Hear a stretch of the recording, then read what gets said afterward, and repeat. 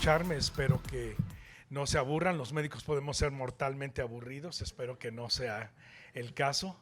Quiero agradecer mucho al equipo de Paul & Banter, a Paul, que es mi amigo, mi colaborador, mi mentor, mi profe, también a Grimanesa y a Olvin, la generosidad y la gentileza de interesarse en el trabajo que hacemos y de permitirnos estar aquí con ustedes hoy.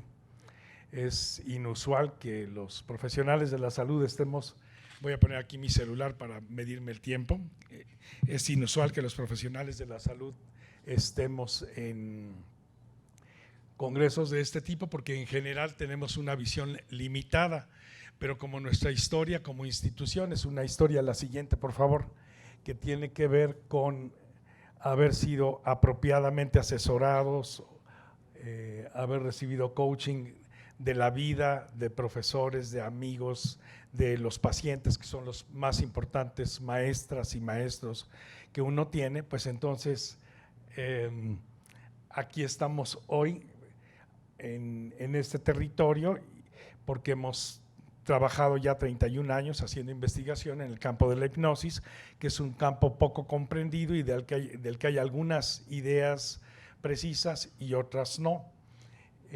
Mi intención hoy es explicarles tres cosas: qué es la hipnosis y un poco cómo funciona en el cerebro, sin entrar en tecnicismos que les aburran; cómo se da la interacción en hipnosis y a lo largo de allí hablando de cómo se pueden desarrollar habilidades, porque si alguien quiere tener productividad organizacional, pues hay que ir desarrollando habilidades. Y el tercer punto es cómo podemos medir en el campo del coaching la utilidad de esta disciplina y ubicarla muy correctamente, sin pretender que da más o que da menos. Cuando uno tiene herramientas o disciplinas que pueden ser útiles en el trabajo, tiene que tener muy preciso para qué sirven, cómo sirven, cuánto, por cuánto tiempo, cuándo sí y cuándo no. Si quisieran, por favor, pasar la siguiente, gracias. Nuestro trabajo lo hemos hecho a lo largo de estos 31 años en las dos instituciones que están abajo. En la actualidad somos proveedores de educación de la Universidad Nacional Autónoma de México y eso habla de nosotros como institución. Les voy dando un poco el paralelismo porque espero que esto les estimule. Nosotros hemos hecho investigación que está publicada en otros lugares, hemos estudiado en otros lugares, habiendo sido, dispénsenme el término coloquial, hijos de vecino, es decir, nunca heredamos una fortuna y el trabajo que hicimos fue a partir de ser bien asesorados, como ustedes que son coaches o asesores de las personas que les consultan, sus coaches como ustedes lo comentan, y que cuando yo veo mi historia, la platico con Paul, la platico con Grimanesa, con Olvin, pues me doy cuenta que uno recibe asesoría de muchas gentes y le permite a uno ir estimulando lo necesario para lograr fijarse en sus objetivos. La que sigue, por favor. Ahí debería haber una diapositiva.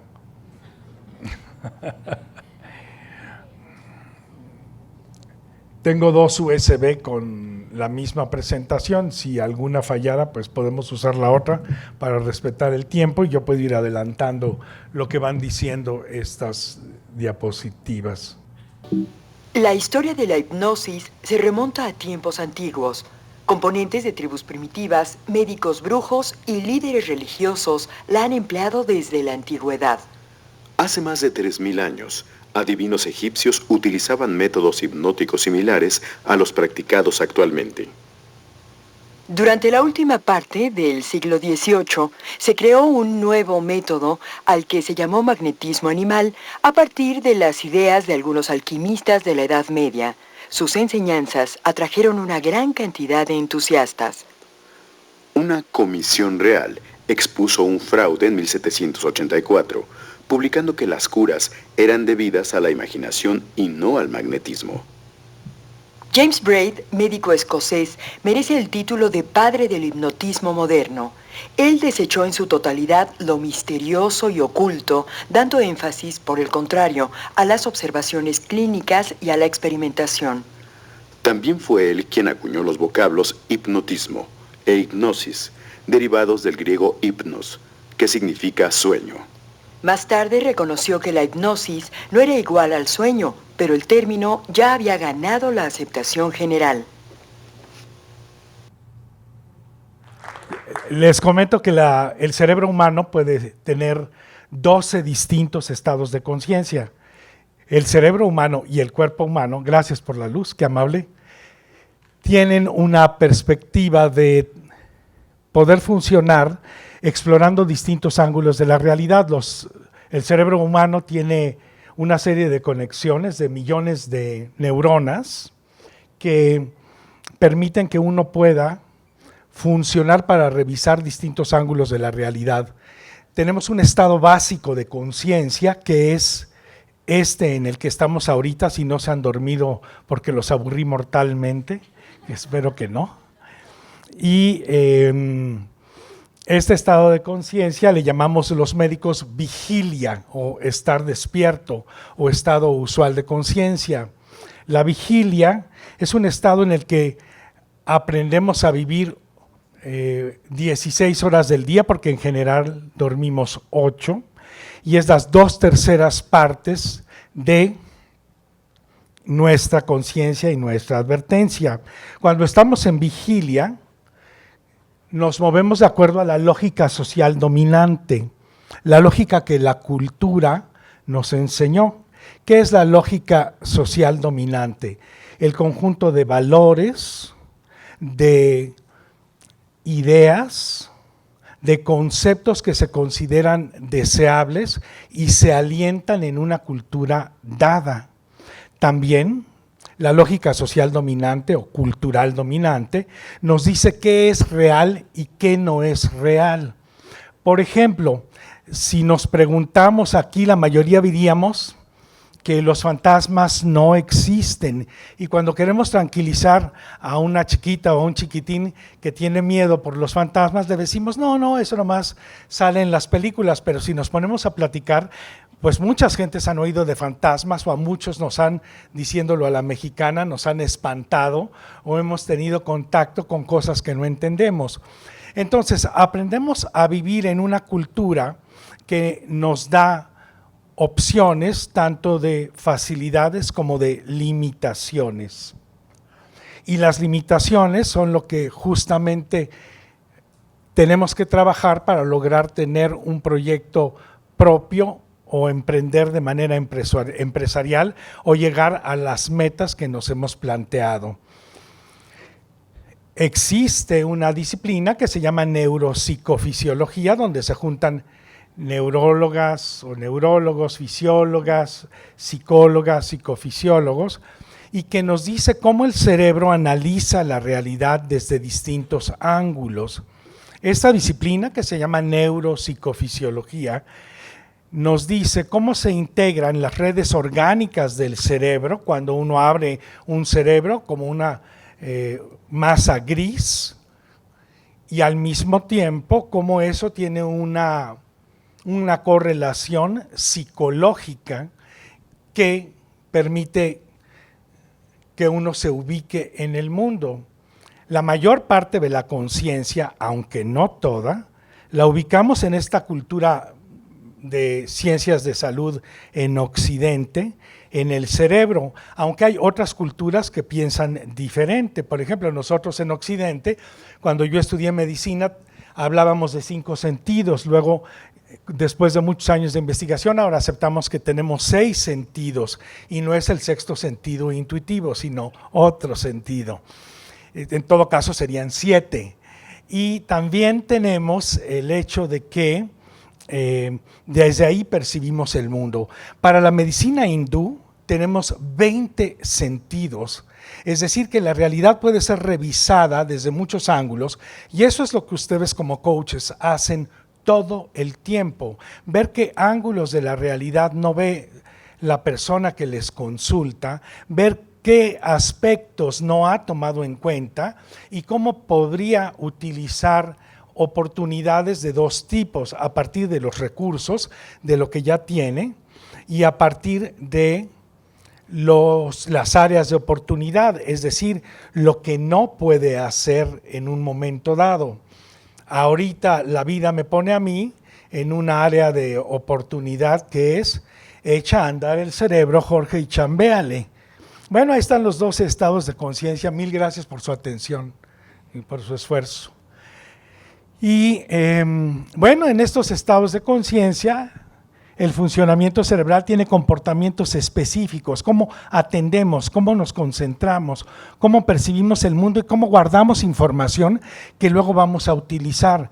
Todas las concepciones que tenemos de nosotros mismos como personas que podemos tener éxito o fracasar están relacionadas directamente con estas circunstancias y pueden ser analizadas desde el punto de vista del laboratorio y de lo que ocurre con los pacientes en lo que nosotros llamamos el entorno clínico, es decir, la atención a las personas. El sistema nervioso humano,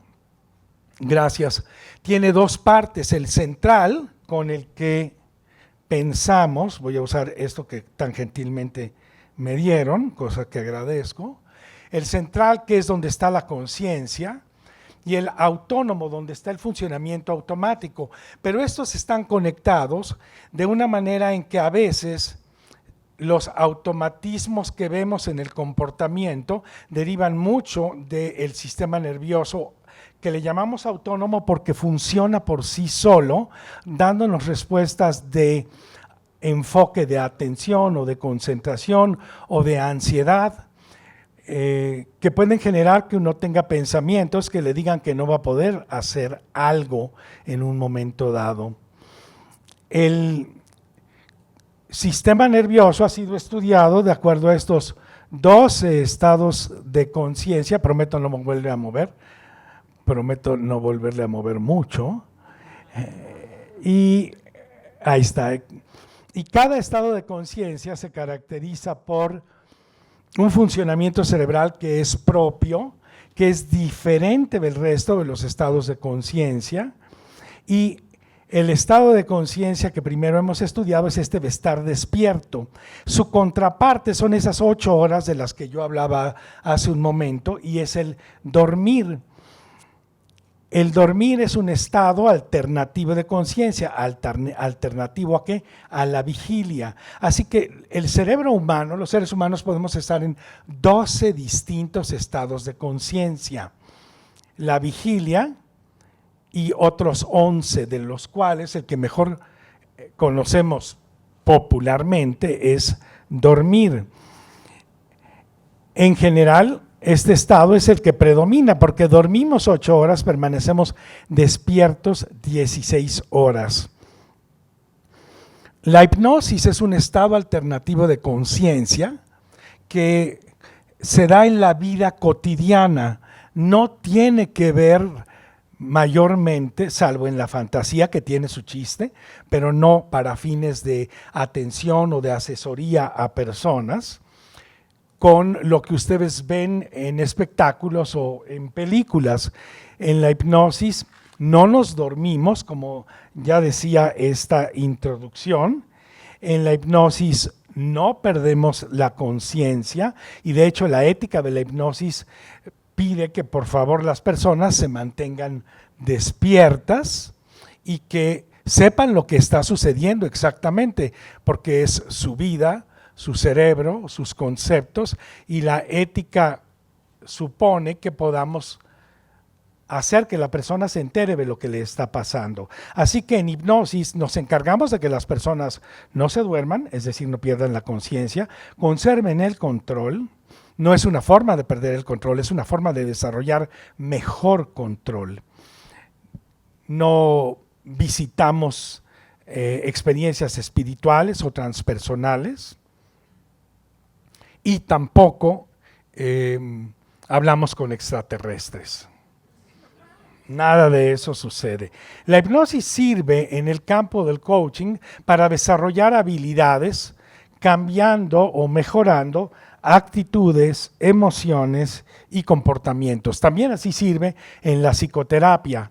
También sirve de una manera similar cuando hacemos hipnosis médica o cuando hacemos hipnosis para el aprendizaje. Cuando dormimos entramos en un proceso que abarca el sistema nervioso central, el autónomo y el cuerpo en su totalidad. En las noches podemos pasar de dormir a soñar. Este estado de sueño es otro estado alternativo de conciencia y claramente la actividad cerebral es distinta de dormir.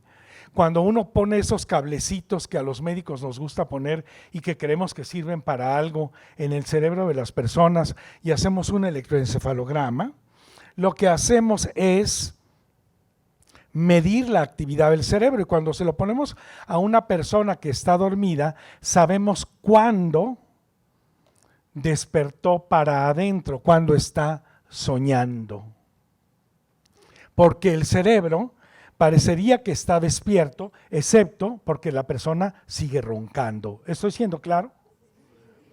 Entonces, la conciencia está llena de paradojas, esas que ustedes todos los días manejan, porque ustedes ven coaches que son personas que tienen habilidades que podrían estar utilizando, pero paradójicamente no las utilizan. Y eso se debe a que el diseño de la naturaleza para los seres humanos, al menos desde el campo que su servidor maneja, que es es un diseño paradójico. Yo creo que la vida sería muy aburrida si no tuviéramos estas paradojas que nos ponen a funcionar.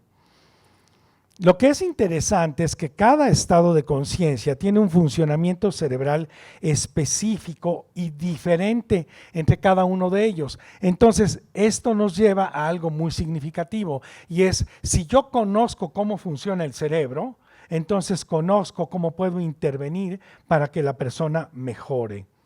Al principio puede ser muy aburrido porque uno tiene que aprender el ABC y repetir el ABC, pero después aparece algo en lo que ustedes son expertas y expertos, la estimulación de la creatividad. Por eso en el campo de la hipnosis hay muchas formas de hacerla. Aquí están los 12 estados de conciencia, estar despiertos y sus alternativos, los momentos previos a dormir, soñar o ensoñar, como le decimos en medicina durante dormir, el trance natural, soñar despiertos. Ustedes trabajan mucho con este estado de trance, que no es hipnosis, pero que puede dar lugar al trance hipnótico, porque uno puede viajar por estos estados. Son carreteras de la conciencia y puede uno pasar de unas a otras porque el cerebro, aunque sea paradójico, está diseñado para eso. A mí me parece fascinante.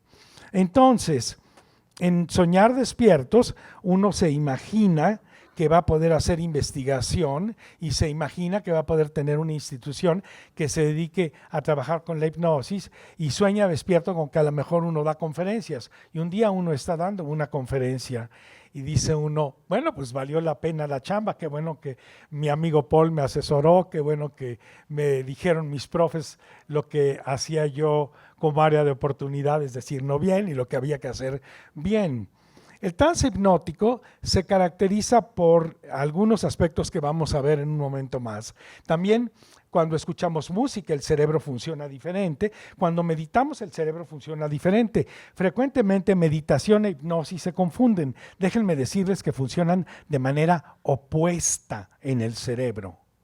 Y tengo ahí unas diapositivas que ya no sé si va a valer la pena enseñarlas, pero bueno, ahí las traigo, para mostrarles cómo el cerebro y la meditación operan de manera opuesta. Cuando nosotros estamos en hipnosis, y meditación operan de manera opuesta. Cuando nosotros estamos en hipnosis, entramos en un profundo contacto psicológico con nuestra propia persona. Se activa la memoria emocional, tanto para recursos como para problemas. Podemos identificar problemas y podemos también ver recursos y construir soluciones. ¿Para qué usamos la hipnosis y para qué sería interesante que yo estuviera aquí con ustedes teniendo el gusto y el honor de hablarles? Bueno, pues la hipnosis funciona para que uno resuelva lo que ya había comentado, actitudes, emociones, comportamientos, desarrolla habilidades ahorrando dolor. La hipnosis es un ahorrador de dolor. No quita el dolor, ni hay que quitar el dolor con hipnosis, porque el dolor es un gran aliado. Es un aliado que sirve muchísimo para decirme dónde hay un problema y dónde tengo que resolver. Pero permite disminuir dolor y permite ahorrar tiempo y permite que el esfuerzo luzca.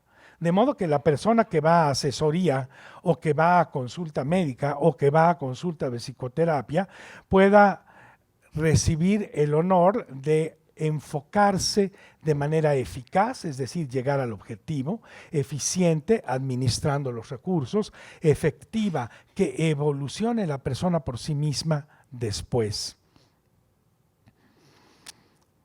También está la deprivación sensorial, que es lo que nos pasa cuando nos quedamos aislados, estados disociativos psicopatológicos que vemos en medicina, la anestesia general cuando nos operan, con la novedad que mis queridos asistentes no nos dormimos, nos meten en un estado alternativo de conciencia. Cuando hay accidentes anestésicos y las personas se despiertan un poco en la cirugía, esto se debe a que no estamos durmiendo, estamos en un estado diferente. La anestesia y la hipnosis tienen una historia en común porque la primera forma de anestesia que se hizo fue la anestesia hipnótica. Y la anestesia hipnótica se hizo porque no había sustancias químicas que sirvieran para la anestesia general. La anestesia general o la anestesia local son muy útiles, a veces se habla muy mal de ellas, sirven un montón, usen la anestesia y si quieren echarle tantita hipnosis para mejorar, pues está bien, pero hay que darle su reconocimiento a esta disciplina. También la intoxicación por algunas sustancias puede producir estos estados de conciencia alternativos que también se llaman estados de trance. La hipnosis es un estado alternativo de conciencia que se puede inducir a través de técnicas específicas. Por eso es importante usar técnicas probadas, medidas estadísticamente y que sean técnicas que son seguras, porque cuando uno mide en una intervención, uno tiene que dar elementos de seguridad. ¿Qué hacemos en hipnosis? La atención se orienta al interior de la persona y la atención se divide en dos partes. Una parte de la atención entra en profundo contacto, y esto es lo que a ustedes les interesa mucho, me imagino, con los archivos de aprendizajes, tanto favorables como desfavorables.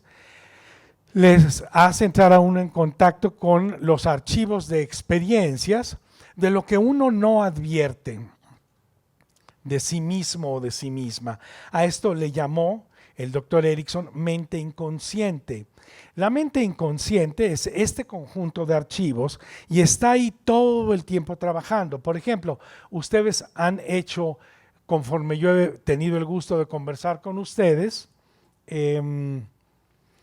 asociaciones personales conforme yo voy hablando, conclusiones que son de ustedes, a lo mejor alguna crítica de mis diapositivas que siempre están demasiado llenas de información, pero eso sirve un montón, les digo, la estrategia. Si ya les aburrí acá, se pueden tratar de desaburrir acá. Si ya se aburrieron acá, se pueden tratar de desaburrir acá, y si se aburrieron, pues vayan por un café con toda confianza. Yo creo que es útil. La mente inconsciente, entonces, la estamos usando todo el tiempo. ¿Cómo hemos tenido esta conversación? ¿Cómo ustedes han seguido lo que yo digo? Es algo que ocurre con complejos circuitos cerebrales, y ustedes no están diciendo, perdón, voy a hablar de algunos términos técnicos, simplemente para bromear un poco con lo complejo de este asunto. Ustedes no dicen, sí, ahora estoy usando el área parietal anterior derecha porque soy diestro y estoy hablando, pero con mi área parietal izquierda, entonces estoy sintiendo lo que las palabras me dicen. Y ahora estoy haciendo asociaciones con mi historia y entonces estoy activando a las neuronas que están en los lóbulos temporales. Simplemente ustedes lo hacen todo el tiempo.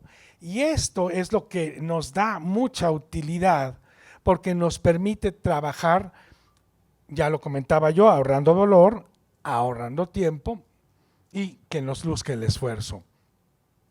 La otra parte de la atención, una parte está en profundo contacto con la mente inconsciente y otra parte dialoga con su hipnoterapeuta. La persona se encuentra muy concentrada en su interior, absorta en lo que percibe de sí misma y su percepción cambia de modo que los opuestos se tornan complementarios. Esto es algo que a ustedes les puede interesar mucho porque frecuentemente las personas que asisten con ustedes están en el mundo del sí o no. Esto es bueno, esto es malo, esto sirve, esto no sirve y la hipnosis nos enseña a trabajar con para qué sí sirve y para qué no sirve, para qué tiene utilidad, para qué no tiene utilidad. Y nos saca de la dicotomía de sí pero no o no pero sí. En hipnosis, espontáneamente se perciben los problemas desde ángulos antes no tomados en cuenta, que es mucho de lo que ustedes hacen. Se activan percepciones útiles para generar soluciones y se accede a la memoria subjetiva emocional. ¿Qué significa este término que no tengo más remedio que poner en términos técnicos porque así se llama? La memoria subjetiva emocional es lo que hace que algunas personas digan, me la pasé sensacional en esa boda, y que otras digan, pues yo me la pasé muy mal. Y estuvieron en la misma mesa y comieron lo mismo y tuvieron la misma conversación, pero la subjetividad emocional es probablemente única e irrepetible y la memoria está relacionada con eso.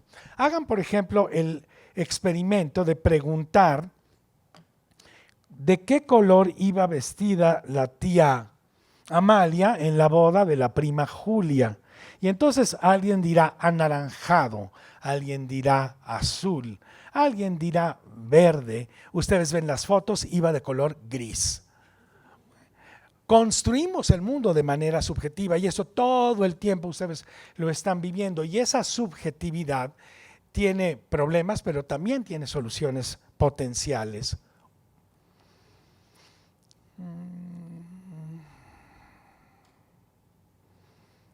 La lógica en hipnosis, les decía yo que es una lógica distinta de la lógica social dominante o cultural dominante. Por ejemplo, las emociones propias de una depresión, menciono la depresión porque es la enfermedad más frecuente que existe. Estas pueden ser percibidas como opresión en el pecho o como un recuerdo doloroso en otra persona o como la imagen de un mar tormentoso en alguien más. Y mientras otra parte de la atención se distrae en otros temas y dialoga con el hipnoterapeuta, ahí están percibiendo ese mar tormentoso o esa opresión en el pecho. La persona puede observarse entonces a sí misma y mucho de lo que ustedes hacen en el desarrollo de habilidades es que la persona cuando tiene un problema porque no tiene ciertas habilidades, se observe a sí misma en el momento de estar teniendo el problema. Yo tengo la impresión de que el coaching es una disciplina, se lo he comentado a Paul Anbanter, que es apasionante y a la cual no se le ha dado el lugar que debería de dársele. Me parece que afortunadamente para ustedes, porque entonces tendrán más coaches y yo creo que uno depende de su trabajo en alguna medida. Entonces, cuando ustedes trabajan con la subjetividad de sus pacientes, ustedes probablemente están haciendo esto espontáneamente. Al principio de la conversación, yo decía que la hipnosis es un estado alternativo de la conciencia que ocurre de manera natural, que ocurre espontáneamente. Hay veces que estamos en una conversación y esto no es infrecuente que pase si uno da una conferencia como esta, una conversación como esta, y a lo mejor algunos de ustedes, como estamos hablando de puras cosas internas y de su trabajo, y de su capacitación, y son cosas que les interesan, cuando algo nos interesa y nos conecta con nosotros en una conversación, podemos empezar a separarnos, a disociarnos del entorno, y la mayor parte de la atención de manera espontánea entra al interior y entra en contacto con estas asociaciones emocionales y también intelectuales y también de cómo sentimos el cuerpo de manera espontánea. A lo mejor les pasa en una conversación muy interesante, o a lo mejor les pasaba en la secundaria cuando se aburrían con una clase. Puede suceder en ambos extremos, y tal vez algunas o algunos de ustedes pudieran darse cuenta que les está costando un poco de trabajo seguirme, que está su atención más metida en el interior que en el exterior, que el entorno donde está su servidor y están sus colegas aquí está en un segundo plano, que se han relajado, que su respiración es más abdominal que torácica, que bostezan, como alguien por allí bostezó hace un ratito, que su mirada es como cristalina, como si se ven entre ustedes, véanse por favor, y vean cómo está la mirada cristalina, esa mirada que brilla un poquito más porque se dilata la pupila, y como si hubiera lagrimitas, pero no está uno llorando, simplemente el ojo está muy hidratado. Y entonces uno está haciendo esfuerzo por seguir lo que Jorge está diciendo, pero está uno tan cómodo allí adentro de uno. ¿Jorge indujo hipnosis? No, yo no he hecho una inducción hipnótica. Ustedes entraron en hipnosis con esta conversación. Y eso se debe a que yo hablo de temas que a ustedes les interesan, y parte de mi trabajo es demostrarles cómo ustedes pueden entrar en hipnosis naturalmente, porque sus hermosísimos cerebros así están hechos por este diseño paradójico de la naturaleza fascinante, y pueden entrar en hipnosis y salir de hipnosis igualito que cuando se duermen o sueñan, despiertan a medianoche y dicen, estaba yo soñando, o durante el sueño dicen, estoy soñando, ahorita se va a resolver o ahorita se va a acabar, y se vuelven a quedar dormidos fuera del sueño y despiertan en la mañana sin problema. Esta es una disciplina que puede ser muy utilizada de manera protegida, y si alguien se interesa en aprenderla, tiene que aprenderla con coaches. No la aprendan conmigo, porque yo soy un ignorante del coaching. He leído 3 libros, 2 de Paul, que me han servido un montón, y me doy cuenta que yo no podría hacerlo porque me tomaría varios años y no tengo el tiempo. A los 67 está uno un poco viejo para empezar a hacer otras cosas, pero todavía es tiempo de empezar a revisar lo que a uno le gusta. Quien quita y a lo mejor le digo, Paul, ¿puedo ir a clases contigo? ¿Me das chance, brother? Y ahí voy. Entonces, cuando las personas, ustedes las están asesorando, vean cómo a veces se relajan y parece que no les están atendiendo, y sus miradas se vuelven cristalinas y sus parpadeos se vuelven lentos, y degluten saliva aunque no tengan saliva, hacen movimientos de deglución y se relajaron, y quizás sus pupilas las pueden ver dilatadas. Esto es porque la hipnosis es un fenómeno que ocurre naturalmente. Hay estados que son inducidos artificialmente, como la anestesia con la que nos operan, pero hay estados que ocurren espontáneamente, como dormir, soñar durante el dormir, o la hipnosis. Déjenme medir mi tiempo porque ahí vamos. El trance hipnótico se presenta entonces espontáneamente en la vida cotidiana. La atención se dirige al interior por estímulos que pueden ser internos o externos. Por ejemplo, un conductor de auto maneja, esto es un ejemplo del doctor Erickson, maneja por una ruta conocida, se pone en piloto automático. Cuando pone la atención y se concentra viendo en una película, o cuando se lee un libro, y de repente uno se da cuenta que ha estado leyendo en automático y que se le fueron varias páginas. No es que uno tenga un problema de déficit de atención, a lo mejor sí, hablo por mí, no por ustedes, pero lo que ocurre es que está la atención tan profundamente en mi interior que me falta atención para el exterior.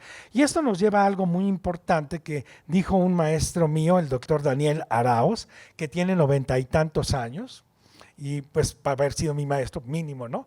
Y ahí está vivo en Nueva York haciendo un montón de cosas. Y el profe Arauz, Daniel queridísimo, habla de que tenemos trances hipnóticos favorables, él les llama positivos, o trances hipnóticos desfavorables, les llama negativos. Por ejemplo, en las interacciones familiares hay personas con las cuales nos llevamos muy bien y fluimos en la conversación, como me pasa con mi primo Pablo o como me pasa con mi hermana Margarita. Pero hay otros aspectos, otras personas con las cuales no tenemos la posibilidad de fluir y nos sentimos incómodos, y yo quisiera no sentirme incómodo, pero entre más trato, menos puedo. Y entre menos puedo, más trato. Y eso nos pasa no solo en las relaciones humanas, nos pasa en el trabajo, nos pasa en los proyectos, nos pasa en lo que tenemos que hacer para lograr un objetivo. La hipnosis permite desarmar los trances negativos, literalmente, Paul Anbanter lo sabe hacer muy bien, desarmar un trance negativo o desfavorable, como a mí me gusta llamarlo, y hacer un trance favorable, incluso con los mismos elementos. Tenemos esta disciplina muy estudiada, más de 200 años de publicación científica, y tenemos bastante comprendido el funcionamiento del cerebro humano en hipnosis. Cuando nosotros cambiamos nuestra percepción, podemos encontrar recursos útiles. A ver si se ve el video, no lo sé. Bueno, no es tan importante. Lo que ese video habla es que la hipnosis no es para que se distraigan, porque muestra a hipnotistas de circo trabajando, y el objetivo de poner este video pequeñito es que ustedes eviten ir a espectáculos de hipnosis. Parte de mis obligaciones como presidente de la Sociedad Mexicana, copresidente, porque somos dos, de la Sociedad Mexicana de Hipnosis, es pedirles que eviten ir a espectáculos de hipnosis, porque con todo lo que yo he dicho ustedes y con la disciplina que ustedes practican, ustedes saben que entran muy profundamente a través de la hipnosis en la persona. Y cuando alguien va a un espectáculo de hipnosis, lo que ve frecuentemente, dispénsenme que lo diga, tengo que decirlo, son faltas de respeto. Y se debe a que las personas son utilizadas para que se rían de ellas, las personas son utilizadas para ganar dinero, gracias, y no se les da atención a lo que están sintiendo y viviendo, se les utiliza, y eso en general lastima mucho, así que eviten ir a espectáculos de hipnosis porque es riesgoso. En hipnoterapia hay distintas metodologías. A nosotros nos ha interesado mucho el desarrollo de habilidades, por eso estoy aquí hoy trabajando.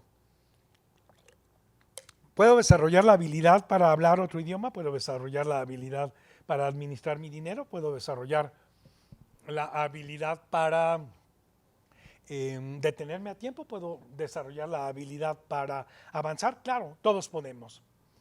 ¿La hipnosis favorece que se haga más rápido? La respuesta es sí. La hipnosis y muchas otras cosas. Ojo, déjenme detenerme. La Organización Mundial de la Salud reconoce 200 modelos de terapia, 200 formas de resolver actitudes disfuncionales, comportamientos disfuncionales, actitudes disfuncionales. Hay tantos modelos porque los seres humanos somos muy diversos, y entonces en ese gran almacén de recursos, pues a uno le gusta más el rojo que el amarillo, por ejemplo. También hay en el registro de la Organización Mundial de la Salud 200 técnicas complementarias, que son técnicas que constituyen disciplinas que favorecen justamente lo que tiene que ver con productividad, desarrollo de habilidades corporales, desarrollo de distintos tipos de capacidad de análisis o de uso de la comunicación con otras personas para lograr. En hipnosis nosotros hemos trabajado con una metodología rígida, cuadrada y aburrida a la hora de estudiar porque nos interesaba poder medir. Nosotros somos probablemente, yo no sé si esto es falta de modestia aparte o es confesar un error, probablemente somos el grupo que más ha medido con pacientes cómo hacer hipnosis de manera sistemática para lograr objetivos. Y por eso estoy aquí delante de ustedes, si no, no vendría a abrir mi boca. Porque si yo no tuviera un sustento estadístico, pues les doy mis ideas favoritas. Pero en particular en esta plática yo tengo que darles alguna información que esté sustentada. Entonces hay muchas formas, muchas metodologías en hipnosis. No les voy a hablar de la que nosotros hacemos, sino lo que corresponde con la ética y con ser correcto con ustedes, un panorama general.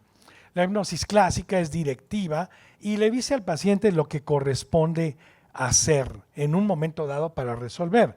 La naturalista o ericksoniana parte de la individualidad del paciente y sus necesidades. La hipnosis alerta activa induce el estado hipnótico a través del ejercicio físico y la ludohipnosis induce estados de trance hipnótico a través del juego. Las 4 metodologías llevan a un mismo lugar, aquí dice debería decir son, dispénsenme por favor, caminos de acceso a un mismo lugar.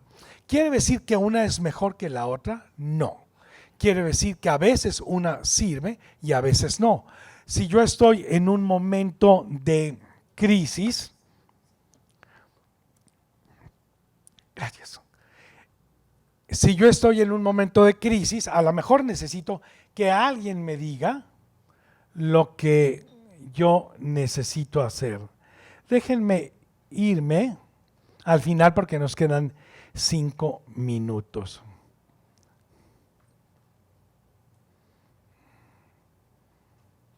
Aquí está lo que les decía de la diferencia entre meditación e hipnosis. Lo rojo es meditación, lo verde es hipnosis, ondas alfa, ondas de relajación con una memoria emocional relajada y atención frontal más allá de uno. La meditación es la disciplina que me permite conectarme con la web del universo. Las ondas teta, atención enfocada, relajada, intrapersonal, con memoria emocional activa. Aquí están las ondas teta, propias de hipnosis, y lo rojito que es alfa, muy chiquito.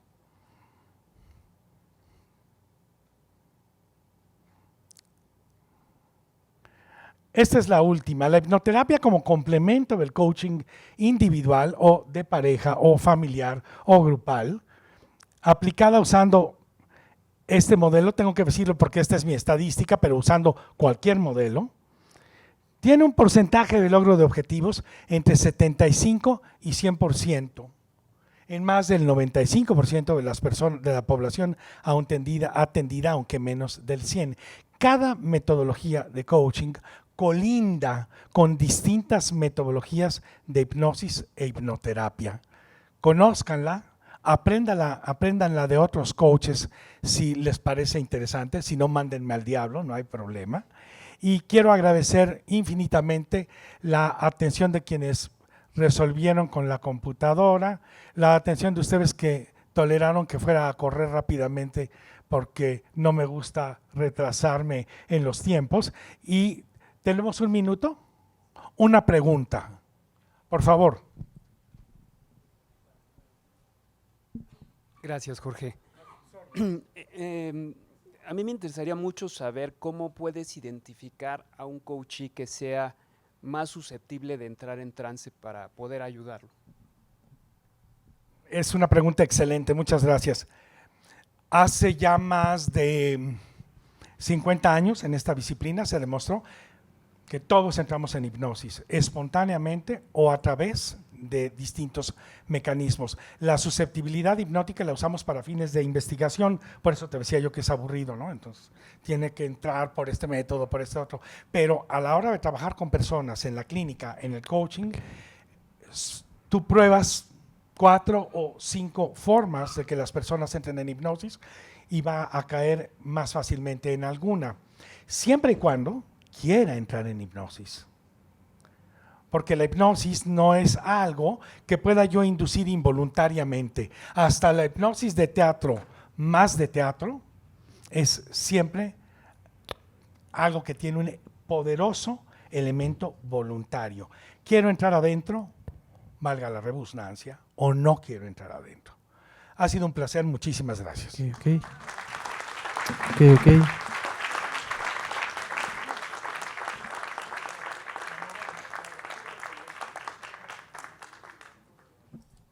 Él fue el doctor Jorge Avia con su conferencia Hipnoterapia Ericksoniana Estratégica en la Productividad Organizacional. Nuevamente, fuerte el aplauso, por favor.